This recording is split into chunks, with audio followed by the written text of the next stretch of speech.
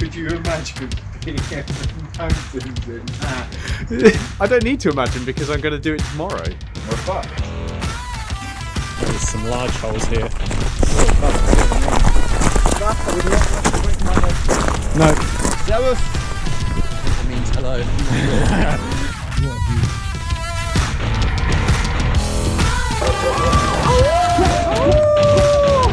Und da gibt's Dry Roasted, sehe ich da gerade. It's game time. It's fucking hard.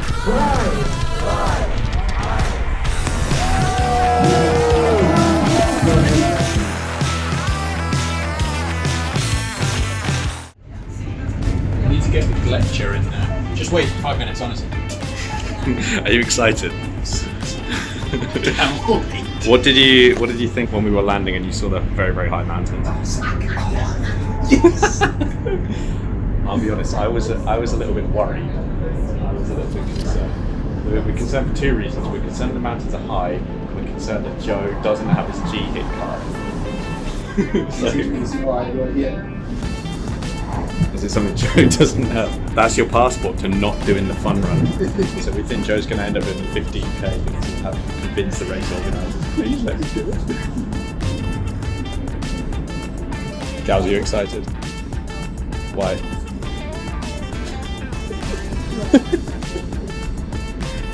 Are you excited, Sean?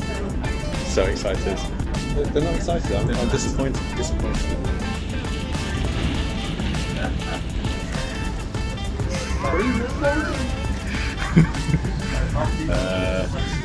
I didn't realise it was going to rain. Oh. So I go to solid lightning, maybe it was a reflection. Try and keep the glee out of the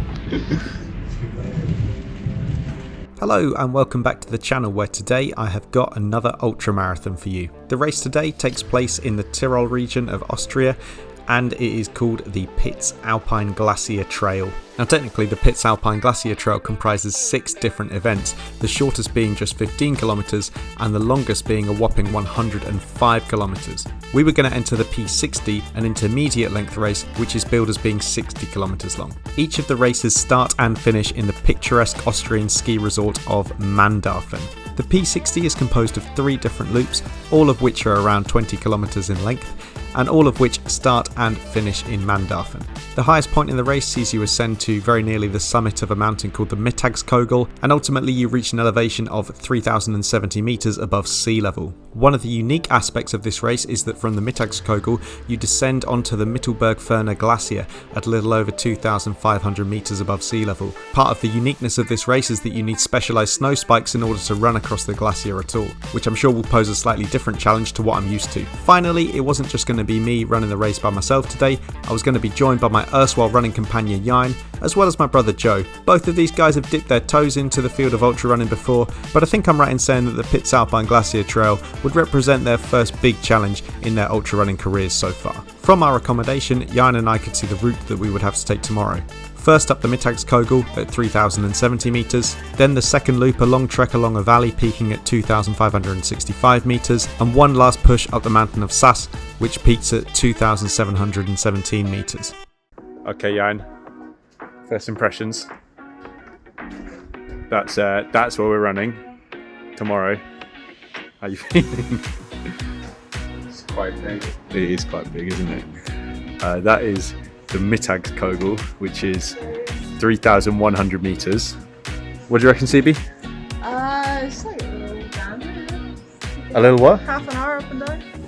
A little dander? Yeah. Okay, alright. Yeah, it should be fun. Go on, talk me through your emotions for tomorrow then, because this is your first, I feel like we can say it's your first big boy race. Yeah, to be honest, as it's got closer, the realism hit me a little bit. Yeah.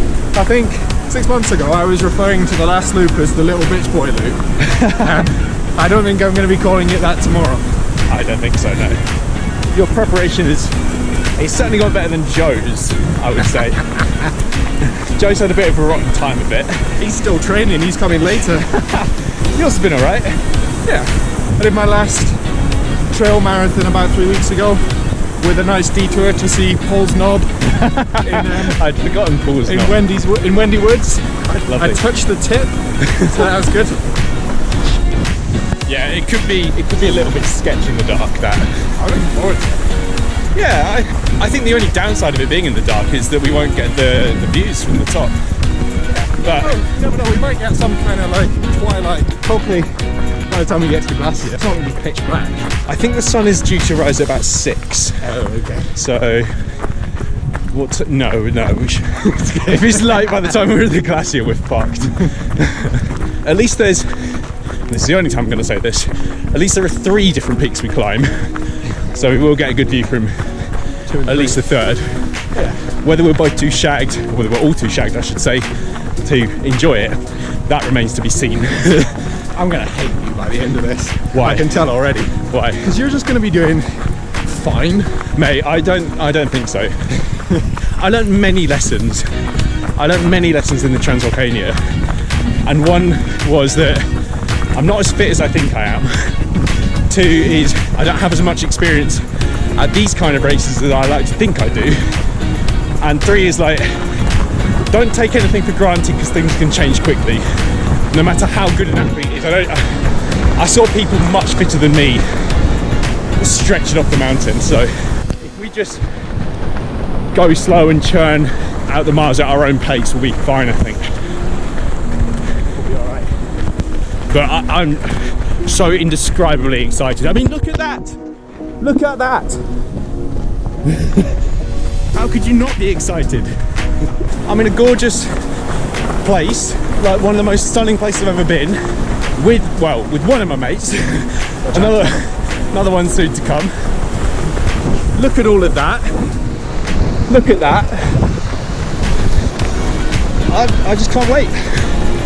Despite our optimism as we finished our run in the summer heat, we were soon given a stark reminder that we are in the mountains, and in the mountains, the weather can change incredibly fast. It just shows how quickly the weather can change. Like 1 minute blue skies and then the second torrential rain and clouds, and I can't even see like the top of that anymore. Could you imagine being in the mountains in that? I don't need to imagine because I'm going to do it tomorrow. We're fucked. Soon enough, however, our minds were taken off the weather as there was news brewing that a 3rd reprobate was about to join our ranks. Spotted!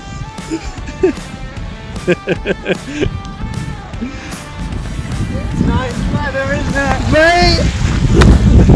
Nice to see you. Jay Greensy in the house. How are you feeling, bros? Feeling phenomenal. Good. 2 days travelling, but carbon neutral. He's so excitable. He's like a little puppy, isn't he? How excited are you to run tomorrow? Shit in Brixton. Feeling okay. Yeah. Apart from that, it's quite steep, isn't it? Yeah. You won't believe it, but the mountain is just over there. We could see it like about 20 minutes ago. Oh, excellent. The next day, after we had attended the pre-race briefing, all that was left to do was wait for nightfall. The race was due to begin at 11 PM. It's game time. It's fucking on. How you doing, chaps? Oh, we're good. Feeling good. It's been a weird day preparing for this. It has been a very weird day. I How many completely trips agree. to the toilet between us do you reckon you've all done? Oh, we're definitely in the hundreds. I think Ieuan's in the 90s of that. Yeah, I've never had a day of race prep like this. It's been a day of just milling about all day, and it's almost sucked the tension out of it. Ieuan had a bath. It's kind of very hard for it to feel real until now, and now it suddenly feels very, very real. And we could just see the silhouettes of the mountains down the valley in the last of the light. I'm excited now. Very excited now.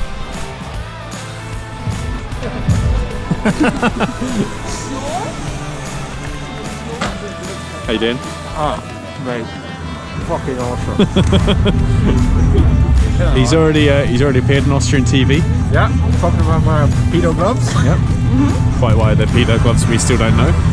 Ready? I got the shoes for it. You can do a little intro. Der erste Startschuss für die Pitz Salomon Ultra. I think you should get it. Gleichzeitig Startauf Teilnehmerinnen und Teilnehmer des U19 der Pitztal Glacier Ultra sowie des Rockin'. Make some noise! Let's go!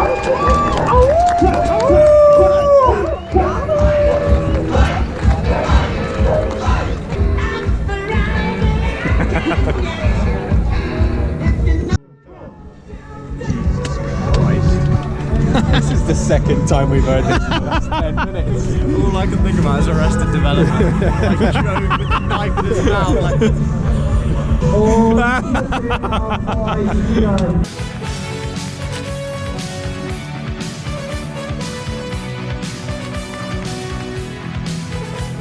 Joe, have you made a huge mistake? I made a huge mistake. 10, 9,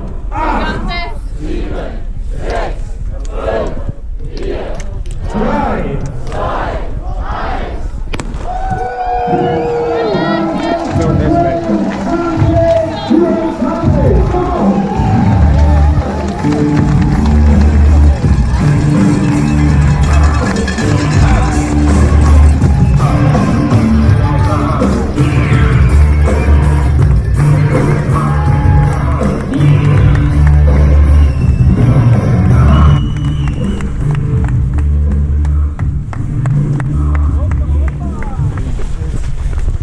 Guys, only 6k to the top of the Mittagskogel. At last the race had officially begun. Soon the lights from the villages down the valley began to diminish and we were enveloped by the Austrian night. Soon we plunged deep into the heart of the forest and began our first climb, 1400 metres up to the top of the Mittagskogel. 2k in, our elevation is 1860 metres. We can't really go anywhere because there's, you know, we're kind of just following the people in front of us, and it's very, very steep and windy through this forest path, but no one's suffering yet, which is the good thing. Nope, I'd be worried if we were. Eye on lions, dinosaur, gators. Maybe if I start hallucinating later, that's going to be the source of it. We continued our slow but steady push up the mountain, stopping only very occasionally to eat, take on water or urinate. Behind us we could see a steady stream of headlights wending their way up the mountain, and below those, the lights of Mandarfen, far, far below us. Those lights are a friend we haven't met yet. Regrettably, this won't come out on the GoPro, but we just caught a glimpse of like the final push to the top. We're at 2,600 metres, a kilometre higher than Mandarfen, and therefore 400 metres to go to the top, and we can see it in front of us, a little stream of headlamps, and it looks very steep. We've been averaging about 20-minute kilometres, and I think this one will be slower. The air is thinner than my hairline, about 25-30% less oxygen than at sea level, and I can feel it. So we'll get a vibe check, guys. Oh, mate. 110% on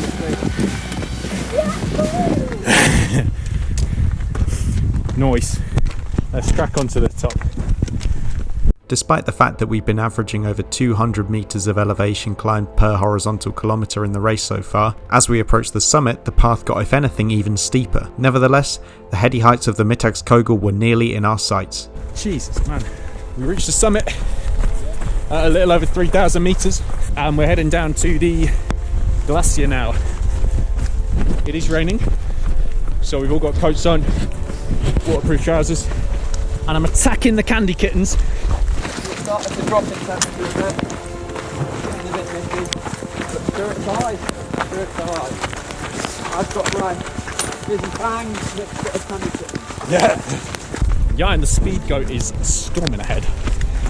I would like to congratulate you on telling me to put my waterproof trousers on. Yeah, I did have a conversation with Joe and say please can I stop and put waterproof trousers on? At which point it started to rain quite a lot.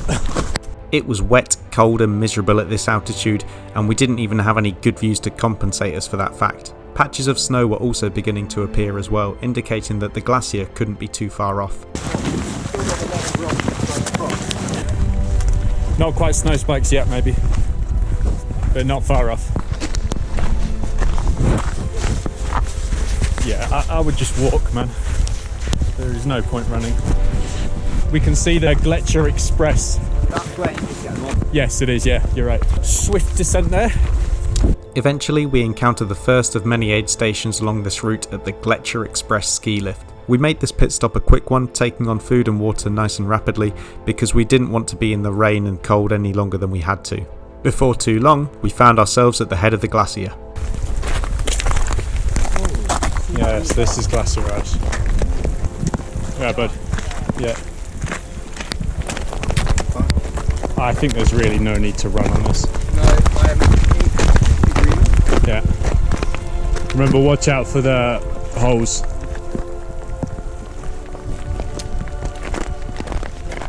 We made it to the glacier. Feels pretty good to walk on with these snow spikes, actually.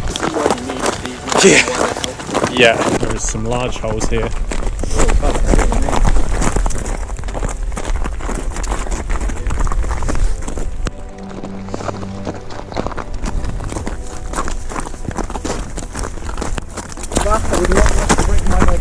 No.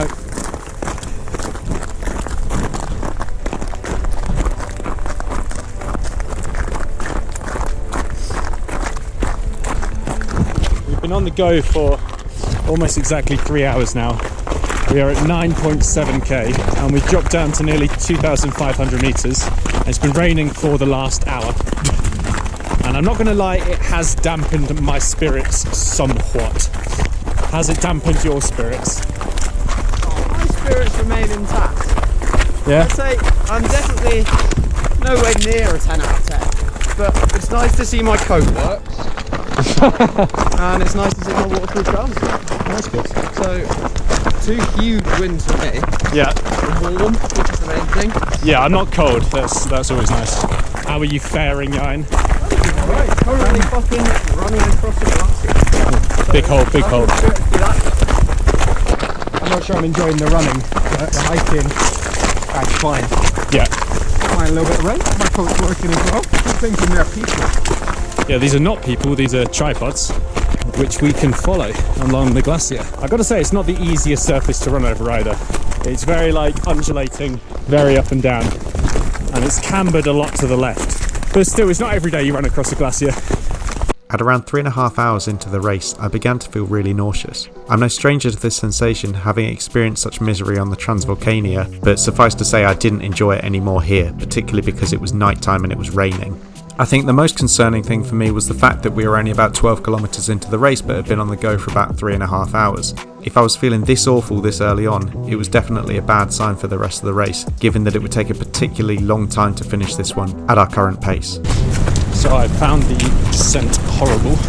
It's been tough, it's been technical, it's been grueling, and I feel absolutely dreadful. No idea why, but I just feel shit. Joe and Ieuan are fine, or at least they seem to be fine. But yeah, I'm straight up not having a good time on this descent, and it's barely quicker than the ascent. I think if anything it's almost as slow. It's so rough going. So we only have 3.5k to go to Mandarfen, but it'll take an hour, honestly. It'll take an hour. I'm not gonna lie, mentally speaking I was pretty destroyed when I got into Mandarfen. We'd been running for 5 hours and had covered only 19 kilometres, and I was pretty despondent about that fact. I really couldn't face eating anything, but Ieuan and Joe sat me down and forced me to eat some pasta. I ate as much as I dared without throwing up, and then I summoned the will to keep going. I knew that we would immediately begin loop 2 with a steep climb out of the village, but I also knew if I could do it on my own terms and at my own speed, I would definitely be alright. We just have to go slow. Okay, we are leaving Mandarfen. 15 minutes to that aid station. I'm feeling like a person again. Thanks to these incredible warriors. I'm gonna have to take it easier than this, mate. The last 2 hours have been really tough. But I think after this climb, I think the second loop will be okay. We'll see. How are you feeling, lads? That's what we like to hear. Got a bit of salty potato. Wise man once told me they're rocket skiing. Never looked back. We've made the climb up through the forest. We're out of the tree line. I think this is Sunnet Alm. Just on our left is the ski lift. And we're continuing our ascent. Perhaps we're not at Sunnet Alm yet. No, I think Sunnet Alm's back there. Yeah. It's now light enough to see snow on the mountains. They're not just silhouettes. And we're at the start of the second ski lift, if you like. Things are much better. I've had a gel which has sorted me out. Ieuan is wired on caffeine gels, and Joe is just wired on life. And Joe is just trucking. He's just going, uncomplaining, silent hero. I really get the sense that after this climb, it's flat, I think, by Riffel's.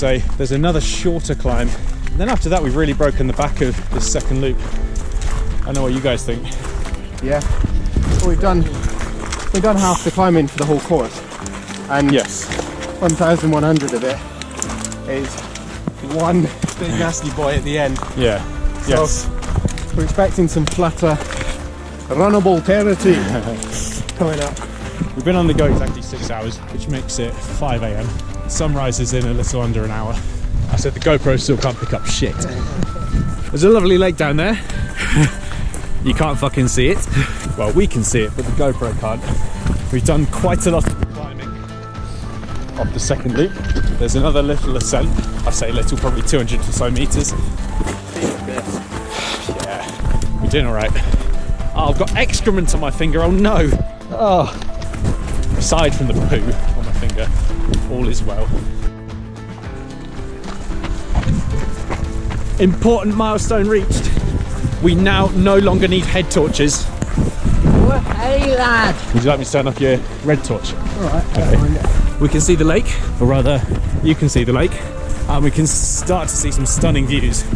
There is another climb. I'm not certain where that climb exactly is. We'll cross that bridge when we come to it. You feeling good? Yeah. Yeah. Potatoes are keeping me going. Had to force one down, but give me beans. Abe Greenwood would be chopped. Hey Greenwood, great friend of the channel. Exactly. Yeah, how you doing, mate? Good. Good. On my vibe at the moment. You've been on your vibe for like a while, and I'm impressed. And would you look at that? So, like suddenly in the pre-dawn light, and now it's not raining quite so hard, suddenly things seem all right. Long may it continue.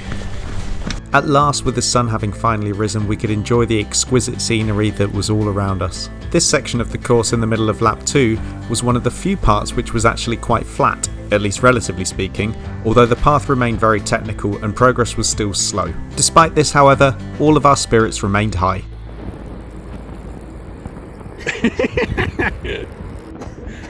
I'll blur that out with like a massive bar, don't worry.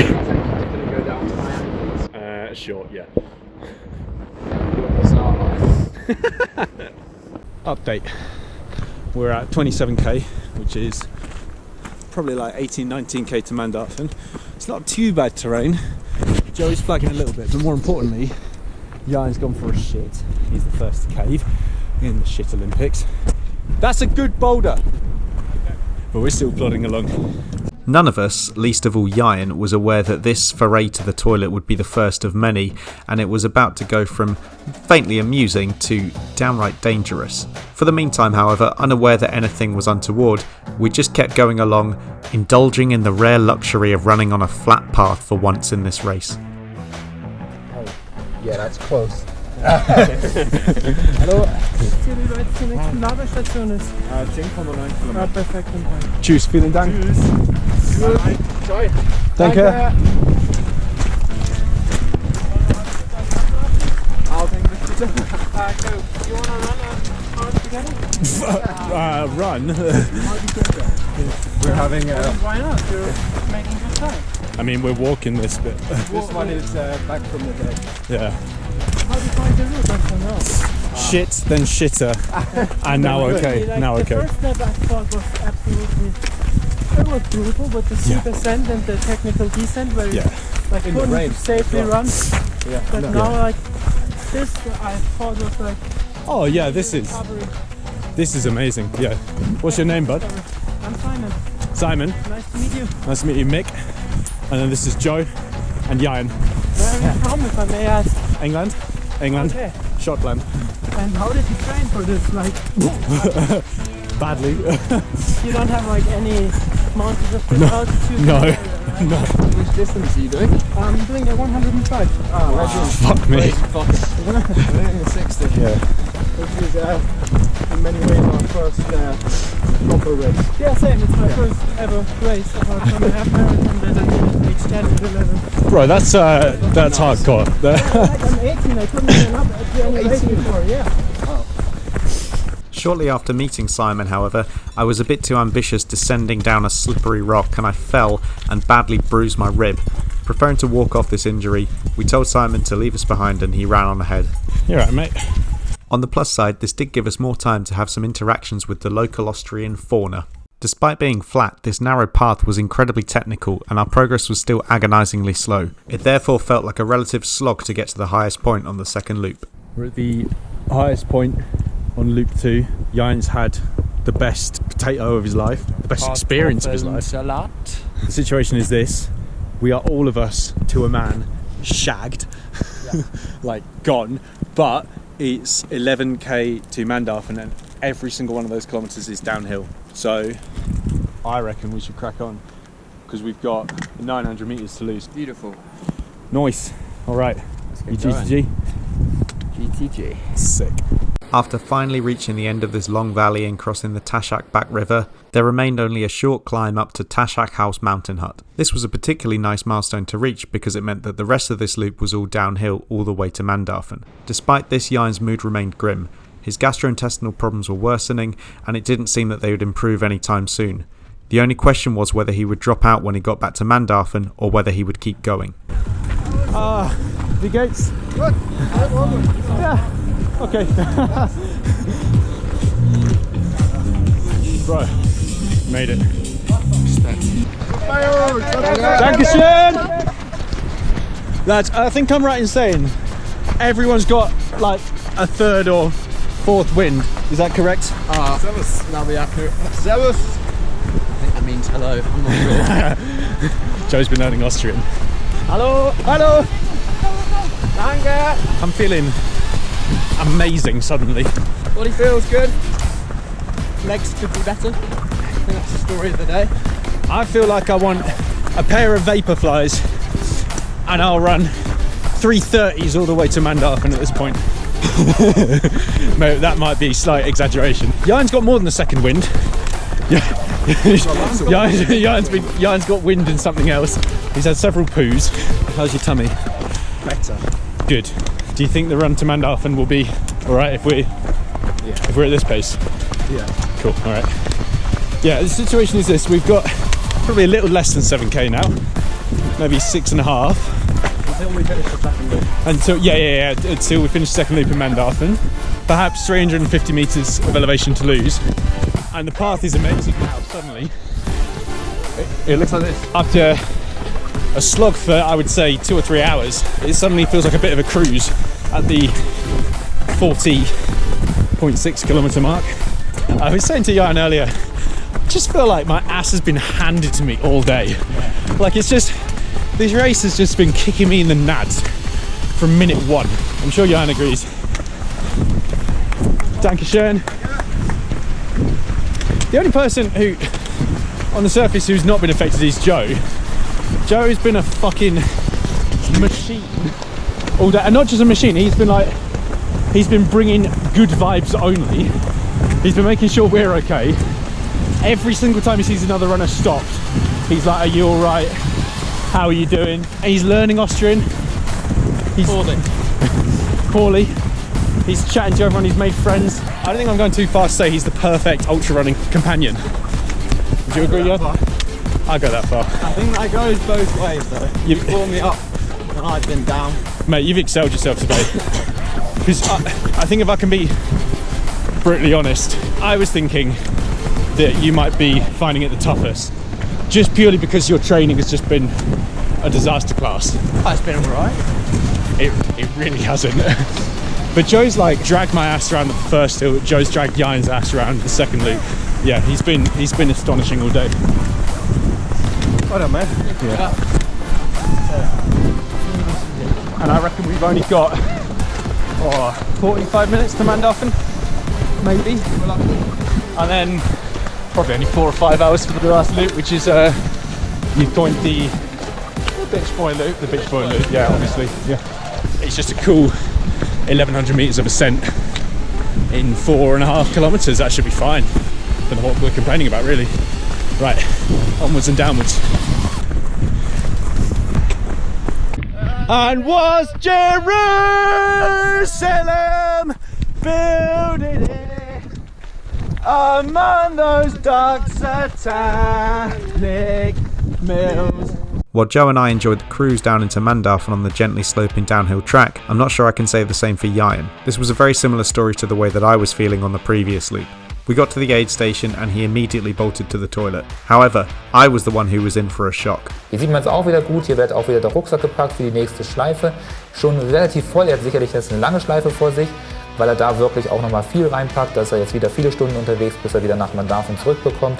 Nochmal einen Schluck Zucker und dann geht's weiter und er freut sich, also das passt. Ein Lächeln geht sich für die Kamera doch noch aus, der hat ja doch schon einige Kilometer hinter sich. Ieuan re-emerged from the porcelain throne to find that Joe and I were giving an interview to Austrian TV. While my German is okay, it's not brilliant, and I think he was asking me what are you using to fuel you for the rest of the race. So I told him. Ihr Gepäck abzulegen, um darauf zurückzugreifen. Und da gibt's Dry Roasted, sehe ich da gerade. Also die packt man wirklich unterm Laufen aus, macht man das während dem Laufen oder macht man da kurz Pause? It was at this point the interviewer asked Joe if he could spare 30 seconds of his time to answer a few questions. Joe is clearly a lot more of a dedicated ultra runner than I am, and since Ieuan had re-emerged from the toilet, he told the interviewer to bog off, we had a race to run. And with that, we set off again for the third and final loop. I have me ducks! I know. Got a little zoom in of the action. There they are. Looking fresh. And they just got to go all the way up there and then right back around. Easy. Lads, we're running 12 hours and we're still fucking moving! Come on! Woo! Smashing it! A walk in the park. Hello! Hello, gorgeous! You're alive! Wow. I'm alive, yeah. You can have air hugs. I won't give you a real hug, Thank you. How you doing? Good, how are you? Yeah. I'd be lying if I said it was alright. Guess which one of us wanted to drop out at 16k? Yes. Yeah. I was like feeling like I was going to throw up. I was feeling dreadful. It was awful. And since then, like, they got me through some very fucking dark times. Very dark times. It was raining, it was horrible this morning. Yeah, I saw the on the way back. And then Ieuan's had a bit of trouble with his tummy and everything. And guess which of us has not complained once? Absolutely. He's been a fucking hero the entire way. Yeah, I brought you some toilet roll. Nah, I got some. Nice. The third loop was similar in profile to the first. There was a very steep climb at the start of 1100 metres uphill to the mountain of Sass. So sit rep, we've got, I'd say 15, 16 more K. 10 of it is going to be fucking horrible. And it starts with this bastard. It's essentially the same gradient as the first climb we did this morning, which, if I remember correctly, made me want to quit. The plan is to take it really fucking easy, 4.8k to the top, and then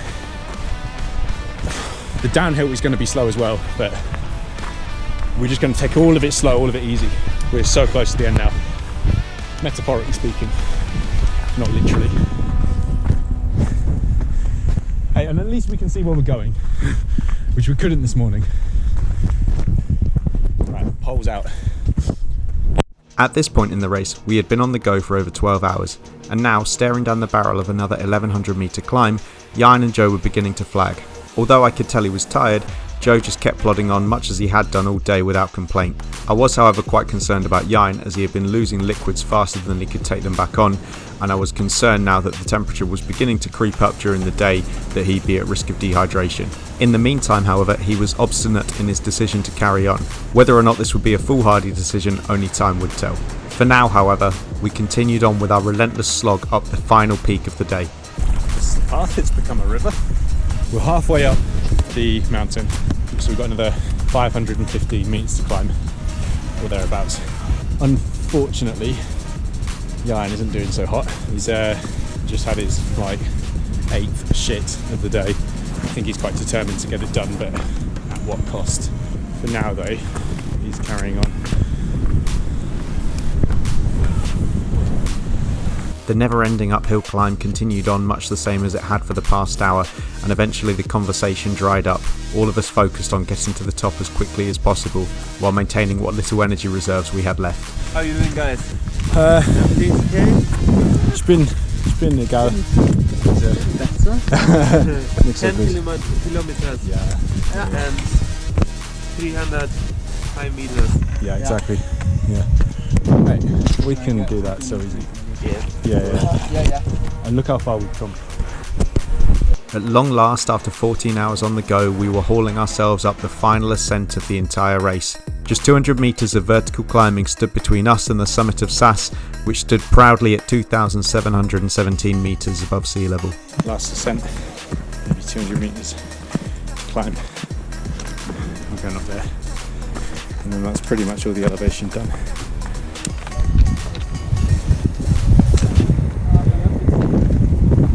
Yeah. 10k downhill, guys.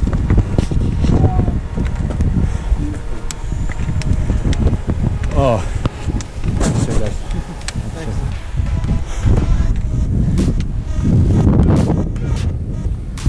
What a view. At last, we had made it to the summit, and although we were exhausted, it could only be downhill from here. Well, for the most part. What I forgot to mention, that is like essentially the last elevation of the entire race.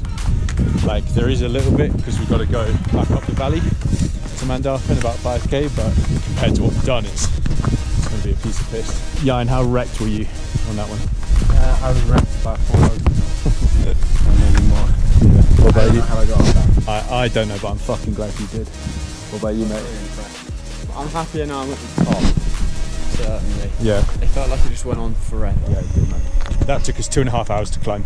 We met the girls at like exactly 12 hours on the clock, and now it's 14:26 on the clock.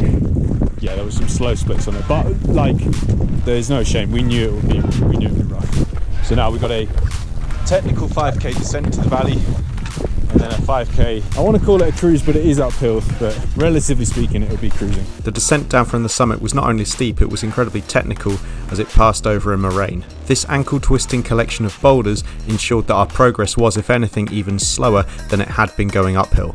In addition to these tribulations, it had now been 3 hours since we'd been at the aid station in Mandarfen, and therefore 3 hours since we'd filled up our water. This was beginning to be a problem for all of us as our water reserves were running low, but of course not least Ieuan. We therefore took the opportunity to refill our water bladders in the scenic Mittelberg Glacier. While this wasn't ideal, it would be better than running out of water in the mountain if the temperature did decide to increase. So Ieuan is running very low on water because he just keeps shitting it out basically. I had an emergency water bottle, but that has fallen out my bag. Joe's got 750ml, she's sharing now, and I filled up my bladder again with lake water.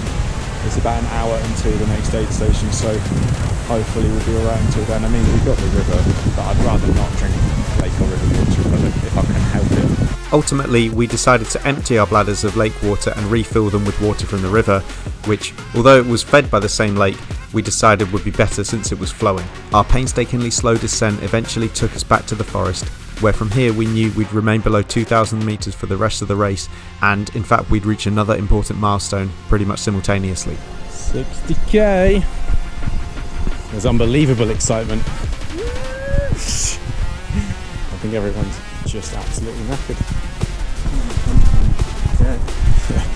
We're very, very nearly at the river, and then just 5k to run back along the river, and then we're done. Thank fuck.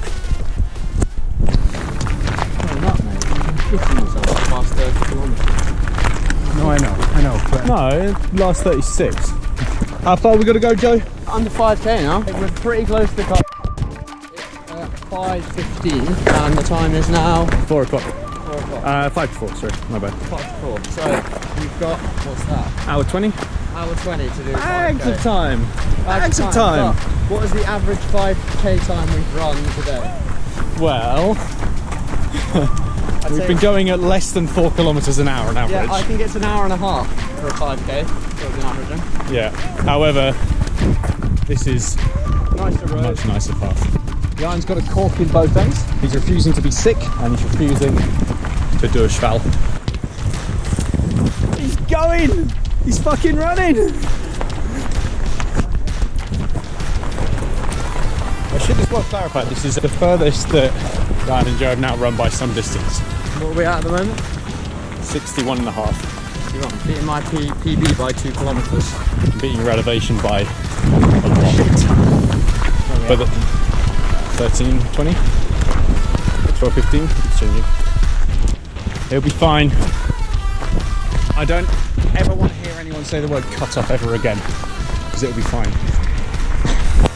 Cut off. At long last, the end of the race seemed tangible. There were now less than 5 kilometres to run and less than 100 metres of elevation to climb. We'd nearly finished the Pitz Alpine P60. Where did we run up, Joe? So we started running up this one. We did, yeah. Then we ran up that one. Sorry. Yeah. That one there, yeah. And then we just went up this one. That's cunt over there, yes. Yeah. Nice bit of clean Austrian fun.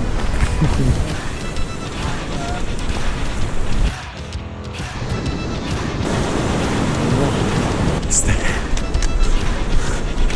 It's there. Before long, a beautiful sight greeted our eyes. The now familiar buildings of Mandarfen, which we knew signified the finish line. We're running in together as a trio. No more climbing. All the elevation is done. Fuck you, fuck you, fuck you in particular. We summoned the last of our strength and ran as fast as we were able to through the town that we now knew so well. It felt surreal to return to Mandarfen yet again for the 3rd time, having started here nearly 18 hours ago at 11 PM the previous night, before returning to the town at 4 AM in abject misery and having to start the 2nd loop, and then showing up again just before midday, before embarking on our 3rd and final loop, and still not being allowed to cross the finish line.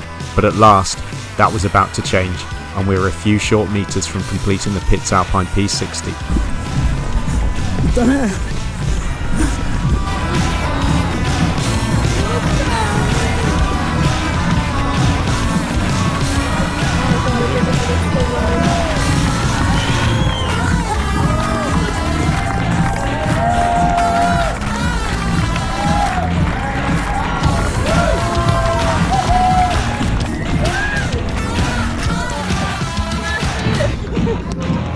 Oh, you're alive!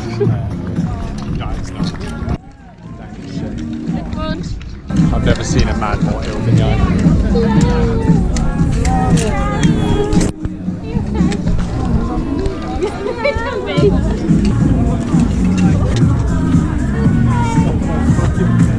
Oh, do you want the aid station?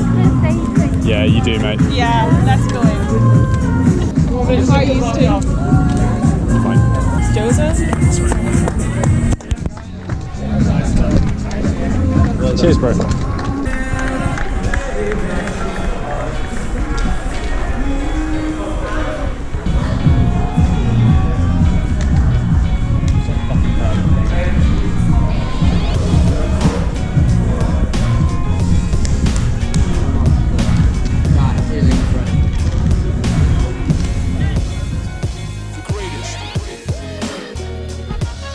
Can you sum up your race in one word?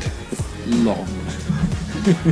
What was the best bit and worst bit? Best bit was definitely the climb of the 2nd loop, where I felt electric. And in hindsight, my delirium was probably foreshadowing. The worst bit of mine was actually around that time, maybe just before, so it was quite good that coincided with my worst bit of the descent into Landorfen in that climb, because you brought only good vibes on that bit, which I really needed at that point, so I was very grateful. What was then your... I think I know. Probably the last 8 hours, just cumulatively. After my whole digestive system had decided it no longer wanted to partake in proceedings. How deep in a hole did you get to it at this one? Do you think it was worse than, because you've done some pretty brutal middle distance like kayak training? Yeah. Is it comparable to that? Is it worse? It's just different. Working hard will hurt you, but that doesn't really hold a candle to this kind of hurt. We should say as well that you were training very high level. It was like with some of the best athletes in Britain or in the world.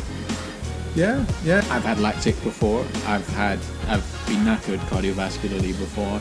I've dug as deep as I thought it was possible to dig before. That all kind of hurts. Psychologically, you're still quite sheltered in that you don't have to go to a dark place to deal with that. Is that because it's only for 3 or 4 minutes? Yeah, exactly. Yeah. It's over before you know it. But this kind of going, oh, I'm really fucked up, and I'm going to be like this for at least another 8 hours, and there's nothing I can do about that. It is committing in a way that exerting yourself physically over a couple of minutes you can't compare. You would say it was worse than things you've done before? In terms of the physical challenge, I had to draw on reserves that I don't think I've had to draw on before, simply because of how much I was hurting. I genuinely didn't at any point think that I wasn't going to finish. I was just very aware of how much digging there was to get there. I think I kind of knew that you would see it through because you are incredibly stubborn and you always have been. If you were to do that again, do you think you would have kept going? If it had been me, maybe, I don't know, like I've never dropped out of a race, but maybe I would have dropped out at the second time we came back to Landorfen. I felt in my mind that I was going to continue until my body rejected that as an option. There was no part in my mind that wanted to stop. I can feel my whole body shutting down. It has been shutting down over a number of hours. I'll keep going until that happens. If, say, we were doing like the 105k or whatever, if we hadn't listened to Joe's wise advice, and you suddenly got back there and you were like, that's not the end, we have to do another 4 hours, do you think you would have been like, actually, fuck Genuinely, this? the further you get into it, I just fell foul of sunk cost fallacy. I told myself at halfway that I was halfway. Yeah. And then I told myself at 3/4 of the way through, it's only 20k to go or whatever. And every kilometre that you complete, you've strung together everything that's come before it. You know, well, I just pushed through the last 45. Yeah. The more that number increases, the stronger the will would be to just keep going. I've talked myself up a little bit, but I think the reality is actually, in terms of the differential equation of my wellness, right? I wasn't taking on any food. I wasn't drinking enough. There inevitably was going to come a point where I couldn't continue. So it's all well and good saying, oh, I would have just kept working. Yeah. But, you know, the maths doesn't check out. I think the mind would have been like, but your legs would have stopped working before your mind gave up, I think that's fair to say. So with all that being said, how much are you looking forward to doing something very similar next year? I kind of want to go back. Simply for me, because it didn't go well on the day for me, I have beef with the race. I have exactly the same thoughts about the Transvolcania, and I will do that again, and CB is furious with me, but she's going to have to get over it. But yeah, I get it, man. Within half an hour of finishing, I was like, oh fuck, I wonder what I could have done. I want to go back. No, yeah, I get that. It's like you got a point to prove. And I absolutely understand that it went badly for me. I've got a point to prove. It's more than a want. It's like I need to right that wrong. I need to rectify that. I absolutely get that. Well, we could do that next year. The bottom line is, you would be keen to do one next year. Oh god, yeah, no, like awesome. For me, very much like the first swing at something that I think I'm going to do many more times to come. I don't know how much this plays in for you, but I definitely feel like there's a bit of air of competitiveness with your dad. How much would you love it if I could guarantee you in like 10 years from now, you smoke his West Highland Way time? I'm not sure if you're going to, because he's a very accomplished ultra. Oh, it would please me greatly. You know he'd have to go out and then beat it then, I suppose, wouldn't you? Like, he wouldn't rest. Any representative time of his that I can go out and take a swing at if I ever get good, as much as it would annoy him, I'm sure he'd take some pride actually. I think he'd be very proud of you. So I'm hearing the same thing next year. We'll see what Joe says. We'll rope him into it. We're very happy to have had him for that 24 hours. I was very, very happy to have had him. I think he was the glue that held us together. He did all right that race. I was impressed with him. Yeah. Thanks again for inviting me along. And I'm looking forward to some more monsters in the future. Good. Yeah. Brilliant. I have one very important question to ask you. Yes. Would you do it again? That particular race, yes. But from a point of nostalgia, I think I'd have to wait 20 years. Fair enough. Another race of that distance, yes, as well, I would. Question to you now. If you had to do a race next year, would you sign up to the P90 or the P105? I was just overwhelmingly grateful that our race ended when it did. I couldn't imagine of getting to like 45k and thinking I'm halfway. So I think if I was going to do it again, I would do that one again, probably. Aren't you glad that I told you only to do the 60? Yes, I have been thanking you. In my head, I've been thanking you to CB. I thanked you to Ieuan. I said to him at one point, mate, like, aren't you glad Joe only signed us up for that? Aren't you glad he talked us down from the ledge? I think he was even more grateful than me.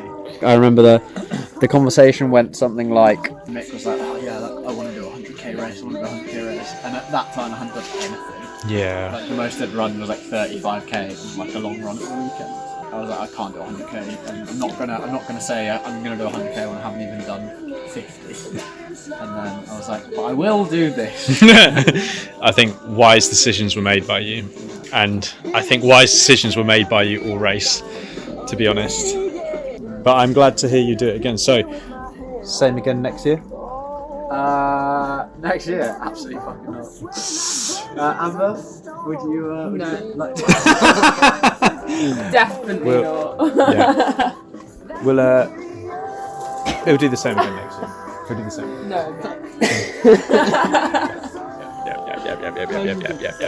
I'm not going to do that again. You weren't even there. I felt like I was there.